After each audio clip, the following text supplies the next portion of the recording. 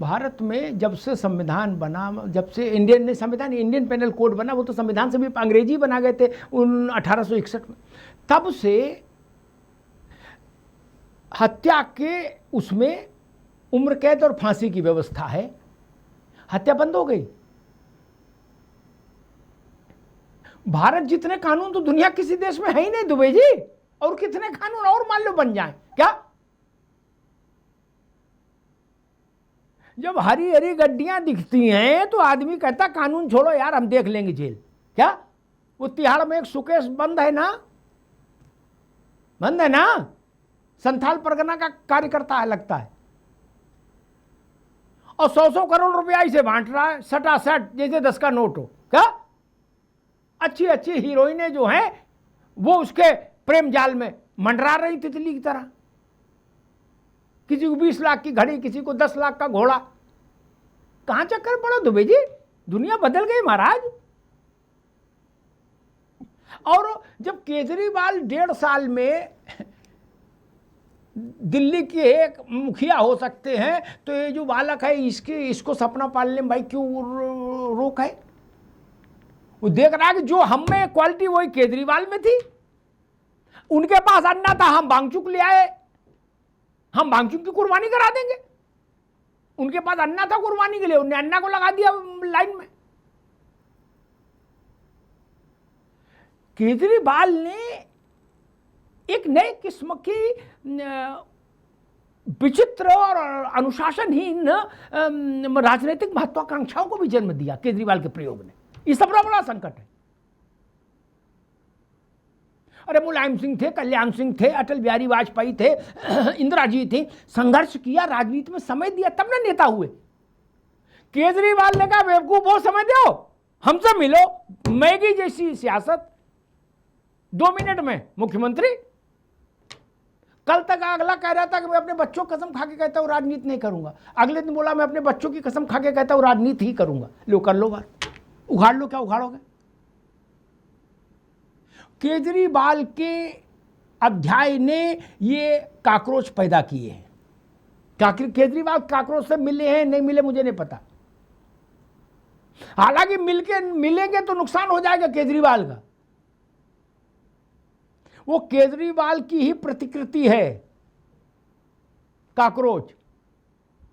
और वो ये आईफोन प्रोमैक्स है, तो ये दीप के अल्ट्रा प्रोमैक्स है, ये जान लीजिए। खा जाएगा प्रोमैक्स को। हर नया वर्जन पुराने को खा जाता है अरविंद जी।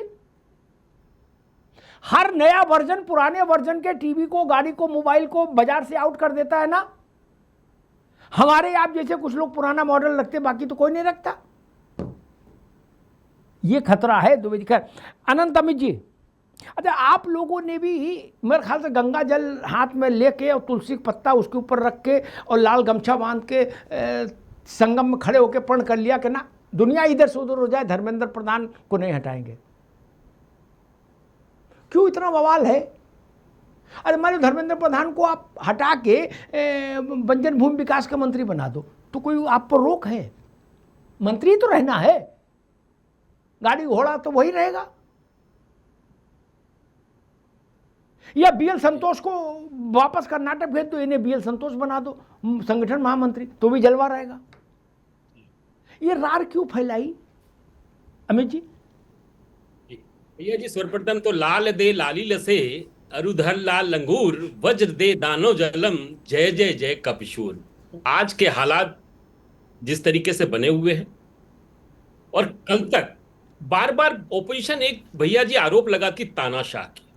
अगर हमारी सरकार या हमारे प्रधानमंत्री के ऊपर जो आरोप लगते हैं, 20 दिन तक इसी जंतर मंतर पे सुचारू रूप से आंदोलन चलता रहता है, और कल जब पार्लियामेंट का सेशन शुरू होता है, सेशन शुरू होने के पहले दीपके 4 घंटा के लिए गायब हो जाता है। अभी दुबे भैया कह रहे थे, जिसके दैया का नाम ले रहे थे, अभी अभी 5 मिनट पहले उनको तेलचट्टा पार्टी ने अपने पार्टी से निकाल दिया, वो इनके प्रवक्ता थे। आप जिस अरविंद केजरीवाल जी की बात कर रहे हैं, निश्चित तौर पे जिस तरीके से इस आंदोलन को उन्होंने आग देने का काम किया, आग में गर्म घी डालने का काम किया है, यही अरविंद केजरीवाल उसी मंच पर जाते हैं और कहते हैं कि धर्मेंद्र प्रधान का इस्तीफा होना चाहिए और वांगचुक को शिक्षा मंत्री बना देना चाहिए। हमने उसी दिन पूछा अरविंद केजरीवाल से, साहब जब तक धर्मेंद्र जी इस्तीफा नहीं देते हैं या हमारी सरकार जब तक उनको नहीं हटाती है तब तक पंजाब में आपकी सरकार है, आप उनको शिक्षा मंत्री बना दीजिए, वहां शिक्षा के बहुत बुरे हालात है। लेकिन अरविंद केजरीवाल जी को तो आग में गर्म घी डालने की आदत सी बनी हुई है। और जिस तरीके से उन्होंने, और उसके बाद कल के घटनाक्रम में भैया जी जो भी घटनाएं घटी हैं, बार बार ओपोजिशन ये आरोप लगा रहा है कि साहब बच्चों के साथ जो हुआ गलत हुआ। निश्चित तौर पे आज एनडीए की पार्लियामेंट्री बैठक में मंगल मिलन के दिन माननीय प्रधानमंत्री जी ने अपने सांसदों को कहा कि इस देश के छात्रों के साथ हमारी सरकार है, उनकी जनभावनाओं के साथ है, उनके साथ कोई खिलवाड़ नहीं होने देंगे।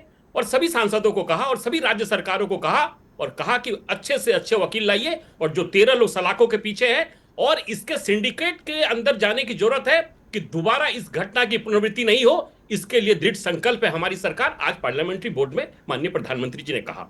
उसके बाद एक मिनट आनंद, हमें एक मिनट रुको, एक भाई बात, नई बात कहूं जो कहीं नहीं आई गूगल में अभी तक, है ना जी।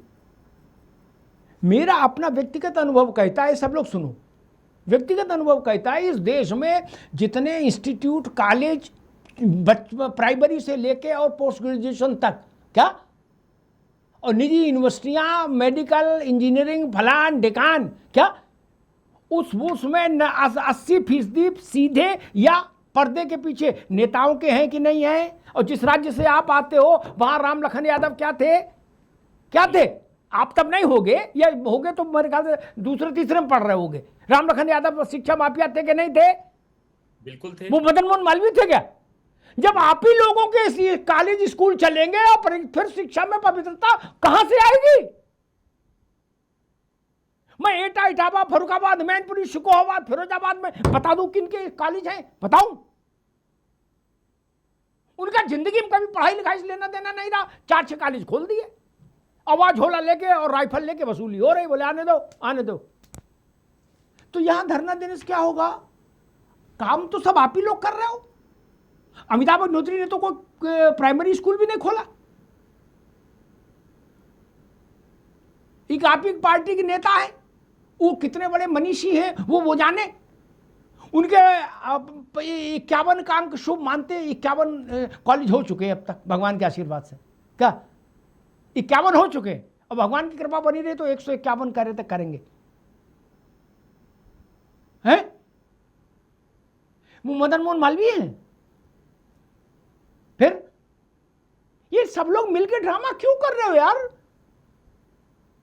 हमने वैसी नकल होते देखी दुबे जी, जिसमें मैनेजर, मुनीम और एक झोला लेके, सुन लो मैथिल साहब आप भी, झोला लेके और एक 2 बंदूकची कमरे में। हाँ भाई खड़े हो, अनंत अमित, क्या नाम है अनंत अमित, तुम तो 3000 रुपया वाला पैकेज लियो, इसमें कैसे बैठे रहे? इसको 1000 वाले में भेजो, इन्हें 3000 वाले में भेजो, ये 5000 वाला है। भाई 5000 वाले में क्या होगा? बोले इसमें मास्टर कॉपी लिखेगा, लड़का बीड़ी सिगरेट पिएगा, चाय पिएगा, क्या? 3000 वाले में मास्टर बोर्ड पर लिख देगा, उतारना खुद पड़ेगा। 1000 वाले में अपनी किताब ले जाओ, उससे नकल करो। ये दिखती नहीं, तब शिक्षा नहीं समझ में आती, तब शिक्षा नहीं समझ में आती। सब इस खादी वालों के हैं, सब खादी वालों के हैं। आप मुझसे जिरह करोगे, मैं नंगा कर दूंगा नाम ले लेके, सारी ऑल पार्टी नंगा कर दूंगा अभी। भैया जी मैं आप, बाप मरे अंधेरे में, लड़के का नाम पावर हाउस है, बिल्कुल 8वां फेल ससुर है, और अमर शहीद चंद्रशेखर आजाद कॉलेज, नाम भी ऐसा शहीदों पर रखते हैं कि लानत हो जाए, और काम ऐसा। अमित जी, भैया जी नकल की बात करी आपने तो अरे एक बात नकल याद आ नहीं गई। भैया, हम तो कह रहे, एक बसपा से लड़ा चुनाव, उसने यूनिवर्सिटी खोल दी, क्या यूनिवर्सिटी में पढ़ाई वढ़ाई तो पर्दे के मतलब दिखाने के लिए कर दी। मैं तो सुनो यार, कहाँ उसमें मोबाइल में फंसे हो, ऐसी का बात कहीं नहीं मिलेगी, ठीक। फिर उसने ले मूल काम अरविंद जी जो किया वो उसका कर दिया, PhD, डीलिट, MBA, CA, इस सब की डिग्री देना, क्या? जब तक ED, CBI सब आई तब तक 42,000 डिग्री बांट चुका देश में भगवान का नाम लेके, क्या? और जंतर मंतर से मामला सुलझेगा अमित जी? नहीं, बिल्कुल। ऐसे लोगों ने सब पार्टी में पैसा लगाया है, सपा में, बसपा में, भाजपा में, कांग्रेस में, जनता दल में, लोक दल में, सब में। क्या करोगे बताओ भैया? नानी के आगे ननिहाल की बातें नहीं चल सकती कि बड़ी बड़ी बातें करके निकल जाओ हमारे सामने। गाजियाबाद से शुरू करो, सहारनपुर तक चले जाओ, जितने इंजीनियरिंग कॉलेज, मेडिकल कॉलेज हैं, जिनमें इंजीनियरिंग कॉलेज में पेचकस और प्लास नहीं, और मेडिकल कॉलेज में थर्मामीटर तक नहीं ससुर। क्या इनको मान्यता कैसे मिली है? किनके हम मैं बताऊं मान्यता कैसे मिली? 4 डॉक्टर नहीं मेडिकल कॉलेज में, तमाशा बना के रख दिया यार आप लोगों ने। और जो इंजीनियरिंग कॉलेज है वहां से तो पेचकस और प्लास नहीं। अरविंद जी, वहां से पढ़ने के बाद बाप के खेत बिक गया, लड़के को पढ़ाने, लड़का पढ़ के निकला तो प्लम्बर की नौकरी नहीं मिली 8,000 की, और आप कह रहे हो हम देश बदल देंगे? बताओ भैया अनंत अमित जी, जी ये तो ऑल पार्टी करप्शन है, इसमें तो नहीं नहीं बिल्कुल है। सब लूट रहे हो, सब लूट रहे इस हो। बात से सहमत हूं जी, बिल्कुल इस बात से सहमत हूं भैया जी। लेकिन भैया जी, हमारी सरकार बनने के बाद 75 वर्षों के बाद हमने पहली बार शिक्षा में सुधार की बात हमने की। एनईपी हम 2020 लेकर आए। उसके बाद ये सपा के मित्र बैठे हुए हैं और आपने नकल की बात करी। उत्तर प्रदेश में हमारी सरकार थी 2020 में, माननीय राजनाथ जी मुख्यमंत्री होते थे। उसके बाद उन्होंने एक अधिनियम लाया नकल के विरोध में।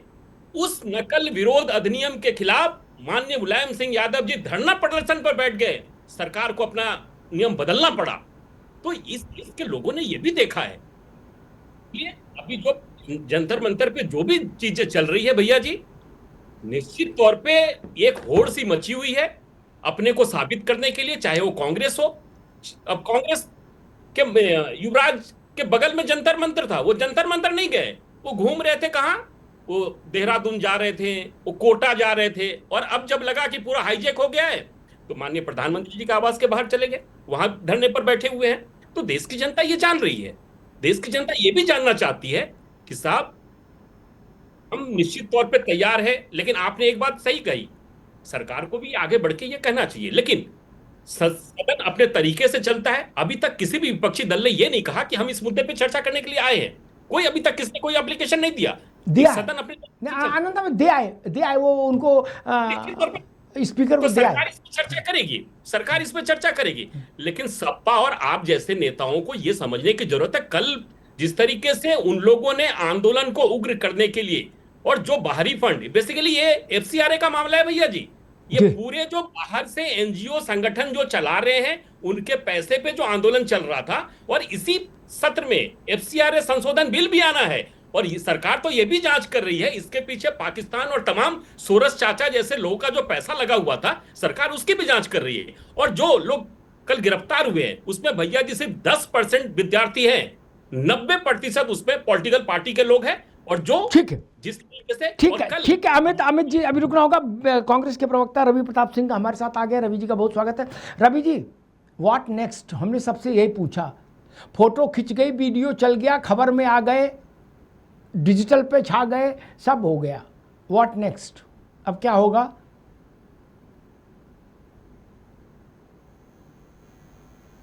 जी, वो अब वही होगा जो मंजूरी खुदा होगा। जी, अमिताभ जी, अनम्यूट करिए भैया। हाँ अमिताभ जी, आवाज आ रही है क्या? हाँ आ रही अब आ रही जी। अमिताभ जी, भारतीय जनता पार्टी ने जिस तरीके से भारत की शिक्षा की पद्धति को और इंस्टीट्यूशन को नुकसान पहुंचाने का प्रयास किया, ये अब सबके सामने आ गया है।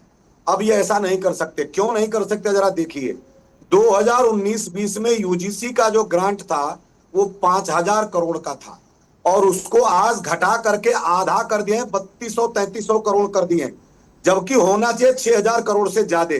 जब आपके शोध खत्म हो जाएंगे, यूनिवर्सिटियों से ग्रांट कम कर दिए, तो किस बात वहां क्रिटिकल थिंकिंग आएगी? दूसरी बात, 2021 में पब्लिक प्राइवेट पार्टनरशिप में 100 सैनिक स्कूल बनाने का प्रस्ताव वित्त मंत्री ने दिया।